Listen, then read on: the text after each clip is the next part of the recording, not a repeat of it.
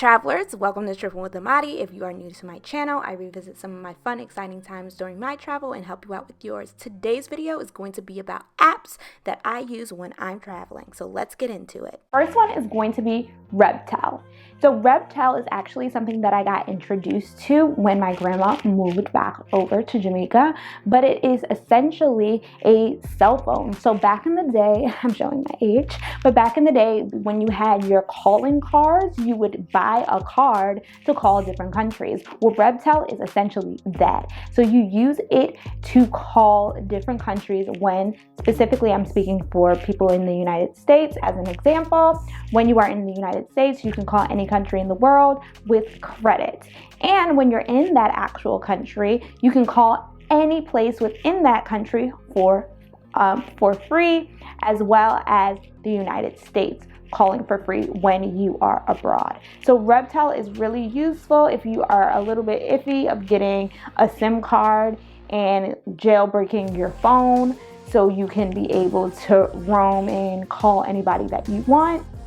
Definitely use Rebtel. City-Mappers. So City-Mappers is really helpful when you go to major cities outside of your country. It gives you a step-by-step directions on how to get to the main attractions, how to get to various different stores. So it's really helpful if you're directionally challenged like myself to get around. Luggage Hero. So Luggage Hero is something that I actually used this year. And so basically the background story for that is that we were in our last day in London, my mother and I, video coming eventually. We were in our last day of London and we already checked out of our Airbnb, but we went to go see the changing of the guards. So we had to put our luggage somewhere. So that's where Luggage Hero comes into play. So Luggage Hero is really helpful because you can essentially store your luggage at businesses that have been verified and proved that they have security and safety while you are roaming around your city. So they do pay per hour and they'll show you the rates. I believe it was like $5 an hour for our luggage to be stored. It was at like a FedEx, but it was like a reputable business. He showed us where our luggage would be stored. And we had a little ticket so no one would confuse our luggage with someone else. Next is Hopper. So Hopper is an app that I have used before. The purpose of this app is to freeze prices. So why would you want to freeze prices? You freeze prices because prices go up. If you want a more in-depth detail of what happens with prices and how to find cheap prices, I actually have a video. I'll put that link up there on how to find cheap flights.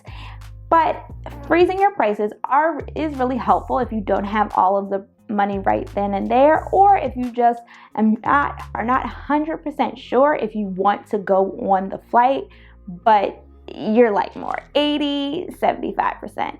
So they do charge you to freeze your price. Just gonna let you know that. It is a down payment. So essentially, like if you put $55 on the freeze price, that $55 goes towards the ticket. But they wanna make sure that you are serious in holding that freeze price. The next app would be Hostelworld. So Hostelworld is something that I used to use when I was younger. I will say the older that I'm getting, the more that I want a truer experience when I am actually traveling. And what that means is that I want to be a little bit bougie. I want to stay at a hotel. I don't want to have to worry about contacting somebody to get into my room, all of that stuff. But that said, hostels are a very cheap and effective way of traveling when you are young, when you are backpacking, or when you want to save up a little coins, because you can literally rent out a whole room if it's a large group of you for a hostel. So Hostelworld is really great for that. Airbnb. So Airbnb is an app that I still use as an alternative to hotels. And when it's a big group of people, Airbnbs are definitely the spot because you can legit rent out whole houses, whole villas, all of that stuff. Mansions if you want, certain experiences, all that. And when I say experiences, I think that is truly the highlight of what Airbnb is becoming. They're giving you ways to experience a country, whether it is a guide around the city, whether it's photo shoots. They give you various different options in terms of experiences by actual local people in that country or in that city. And that's what I really like Airbnb for right now. So I don't tend to use it always for actually stays, but I use it a lot when I want to figure out things that I can do. So it's a great place to start, even when you want ideas, like what should I be doing in Mexico, or what should I be doing in Guatemala? That's a good starting point. Speaking of ideas on what to do when you're in actual cities and countries, I would definitely recommend for you to use TripAdvisor. So TripAdvisor is normally one of the biggest hubs to find tickets and excursion and experiences when you are in a country. So TripAdvisor is definitely something that I still use, and they're the parent company of Viator. I think I'm pronouncing it right, Viator. I'll put it here somewhere. But they're also a ticketed place. They're also a ticket excursion place as well. And those are really great places to get tickets to places that you want to go. They do a lot of packages. They do a lot of bundling. So I definitely would say use Google Maps. Very simple. And you're like, oh my God, I use Google Maps to find my way to my hair salon. Yes. But you can also use Google Maps when you are out of the country, because Google Maps has this feature where you get to save your maps offline. So I've used this a lot. I used this when I went to Jamaica. I've used this when I went to Mexico. I don't think I used it as much in London because my mom had data, so it was fine. But anyhow, what you do with Google Maps is, once again, you can use the offline feature in saving your map. So when you might not have Wi-Fi, you might not have data, you might not be in an area where it's good reception, you can still use Google Maps offline to find where you want to go and get those directions. So I think it's very, very helpful because you want to stay safe while you're traveling. Google Translate. So I'm specifically saying Google Translate because yes, if you have an iPhone, you have a Translate app in there, but to be general for individuals who have iPhones, for individuals who have Androids or anything in between, you can use Google Translate. And I think this is very useful, especially when you do not speak the native language in that particular country. Using Google Translate is so helpful. I stay having to all right, this is what I'm trying to say. Do you understand? All right, cool. We can get it going because communication is important. The next app is going to be Uber. Yes, Uber is actually available in around 150 countries at the filming of this video. So speaking of Uber, I have used Uber when I went to Egypt. I have used Uber when I went to Mexico City. Fun fact, Uber in Mexico City is legit, 1-2. It's really quick, it's really fast. I love it. 3 minutes or less, chef's kiss. Hotel Tonight. So Hotel Tonight is a new app that I recently found out. My boyfriend was telling me about this, but it's a really good app for individuals who are last minute travelers.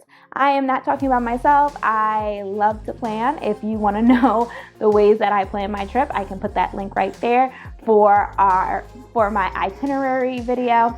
But if you are anti, I like to go with the flow, go with the wind, and you want to find a hotel, you would use Hotel Tonight. Also, they have a lot of good deals that are available the day of. So definitely check Hotel Tonight just for the deals. So the next couple of apps are going to be apps that are not travel specific, but they really come in clutch when you need to travel. Netflix. So Netflix is really helpful when we're talking about downloading videos. So that means your favorite movies, your favorite TV shows, things that you need to catch up on. So I did that. I think I was going to Las Vegas. It was around the time The Ultimatum came out. So I downloaded all. Yes, y'all, I watched the really bad reality love TV shows. Don't judge me. I downloaded all of The Ultimatum when I was on my trip. Netflix, downloading videos, comes in clutch. Spotify.